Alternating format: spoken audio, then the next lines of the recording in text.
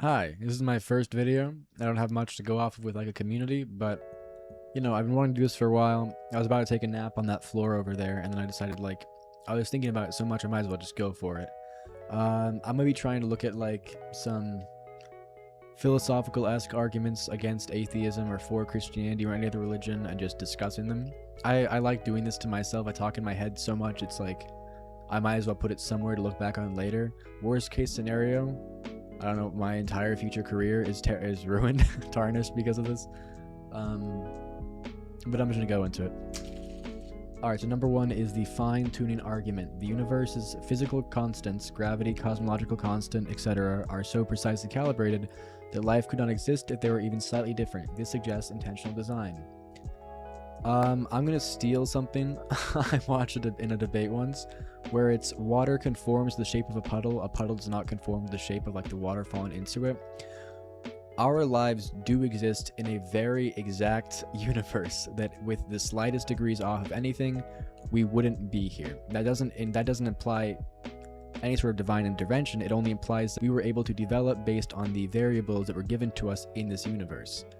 We're so finely tuned for a very good reason. Again, the water falling into the puddle. Actually, it's pretty important to... I should say this too. It's pretty important to say we can observe only our own universe as like one with life and say, look at how perfect our lives are in comparison to these variables. We must be made for each other. Either the universe before the man or man before the universe and the universe followed. Either way, it's impossible to really use this one realistically if we have no other examples of universes where life could be supported. Alright, so there's the moral arguments. Objective moral values require a transcendent source. If atheism is true, morality is just subjective human preference. Ooh. I think that morality is subjective human preference. We've just been taught the same preferences for a very long time because we found that's what works best in our society, usually to benefit ourselves or others the most with the least path of resistance. I almost want to say it's important to have examples where we don't have inherent morality that's just true for our universe, because we need people like those as an example to set as to why we shouldn't be like that, or as to why like these principles that we're taught shouldn't be violated. Although really, I don't think that any objective morality would still imply theism. I always like to say this, if there's a question that we don't know the answer to, that's okay, right? The god of the gaps, creating a god where it's unnecessary to. I think it's crazier to like not know something than just create this divine being. That seems a bit farther fetched, right? Oh, whatever. First video, give me a break. Oh, perfect, look. Okay, the origin of consciousness. Subjective experience cannot be explained through physical processes alone, so a purely materialistic atheistic worldview is incomplete. That's a perfect example of just trying to say so, I don't know, fantastically earlier. Yes, it's true, we cannot explain this. That does not mean a being made us. In my mind, I wonder, I've always thought that some people are just like, they're incompatible with the idea of a divine creator, right? Like, I want to be clear, I want to believe in these things. It'd be fantastic if this wasn't the rest of my time left on Earth. This is my one life and that's it. I'd love it if that wasn't the case. But no matter how hard I try to believe, I just can't do it. And some people, it's very easy to do it from what I've seen, probably because they've been like kind of... groomed is a strong word to use here, but I think of it as groomed. Best example. They've been groomed from a young age to believe this, but at least for me, I was never taught either way what to believe. So just from my natural resources alone, I have been able to conclude that I'm not compatible with that thought process. It doesn't work for me. And this is a quick one. The historical resurrection argument. The resurrection of Jesus is historically attested enough that atheism must explain it better than God did it. I want to say one thing actually. The idea that atheism needs to explain it better than God did it.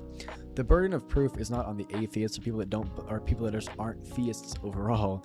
The burden of proof is definitely on those imposing the idea of a divine being, right? All we're saying is we.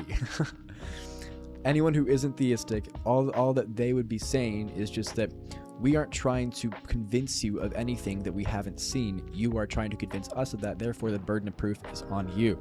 And the historical resurrection argument, quick.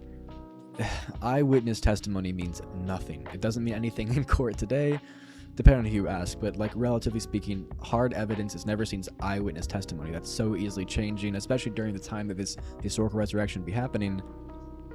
It just isn't there for me. Again, I can't see it. Ooh. I love this is a good one. If atheism implies strict materialism, then free will is impossible, but our lived experience strongly suggests we have free will. I don't believe that. So I don't believe in the idea of free will, but like when I say that, it usually gets people up in arms because we have different ideas of free will. I think you can acknowledge free will and still not act any differently. Many people go their entire lives without arguing or like even comprehending the idea of what free will would be, and they live perfectly happy lives. That's fine. All I'm saying is, like this video right here that I'm making, I don't think this is free will having me make this video. This is my reaction to variables in my environment, just like the puddle in the water I was talking about, or the hole in the ground, whatever. I have seen people make these videos. It struck something within me. I have been curious about this topic for a very long time based on what I've seen around me, and therefore it's brought me to this exact point where I make a video. I don't think it's impossible to, like, okay, Alex O'Connor, I'm going to steal this from you too. It's impossible to think of something where I would be using free will or would not be using free will. Like if I were to, like, okay, if I could think of something that I really, really want and then suddenly not want it just to prove I had free will, that would be free will. Like if I wanted, in 2025 to buy this nice big house, well, not a big for, but you know, I want to buy a house, right? And there's no way I can use free will to make myself to decide I don't want to buy a house. I always want to buy a house. I want to be capable of buying a house. That's because of what I've been, societal standards, what I've seen around me. This is just an inherent desire of mine that I cannot change. It did not come from within me. It came from my surroundings. The same thing would happen for, like, if I really didn't want my current house to burn down. I can't suddenly really want my current house to burn down, and if I could, it'd be because I saw information around me that made me think maybe that wouldn't be the worst. I don't think free will is, it's just not in the way that most people believe it is. I don't know. The objective thing people look at for the most for free will, like the objective, let's look it up real quick. This will be fun. Definition of free will. Free will is the capacity to choose between different courses of actions and control one's own behavior, acting voluntarily and independently of outside influence. Okay, so even just the end, acting independently of outside influence, I don't think we do that ever. I'd love to hear arguments against that because, like, I talked to my parents about this too. They didn't agree with me. That's okay. I just don't think we can drop that one. That's where I'm at with that. Pascal's wager argument. The claim, it's safer to believe in God than not. Low cost, high reward. Okay, clearly they were running out here of ideas. Low cost, high reward. Well, number one, that's relative based on where in the faith you are, like how high up you are. Are you committing your entire life to this, hours and hours every day, like up to tens of hours every week? That's in terms of like a lifetime. That's a lot you're wasting. That's how I see it. That would be the cost. And a high reward, in my mind, either way you end up the same way. You have no evidence otherwise. There will always be the same lackluster reward at the end. Lackluster is a bit of a pessimistic way to see it. The same flatline reward at the end, right? Oh my god, perfect. Yeah, Sue. The idea of there being these hundreds of religions, right? Low cost, high reward wager. What are you wagering on? Which religion are you picking? If there's only one that's correct, the odds are not in your favor there at all. And I want to take this time to restate what I said earlier. I've tried to believe in this stuff, and I've seen other people around me try to believe in this stuff as well. For some people, it's just a can't. And the idea that you just have to believe in this and it'll come true to you, you can't fake belief, right? Oh my god, perfect, free will. I can't suddenly choose to believe in this and give my whole heart to this because I just don't, full stop. Something within me has me not believing in that. If free will did exist, easy switch over to religion, because then, no, it wouldn't be an easy switch to religion. I caught myself there. It would be an easy switch to religion if there was evidence, and there isn't. I'm just saying that was an example of, like, I could use free will to do that if I were to, but I know that I can't. I tried when I was really young. It isn't going to happen. All right. I think this is probably it for that. How long are we going? 22 minutes, but I'm going to cut out like 90% of this, probably. First video.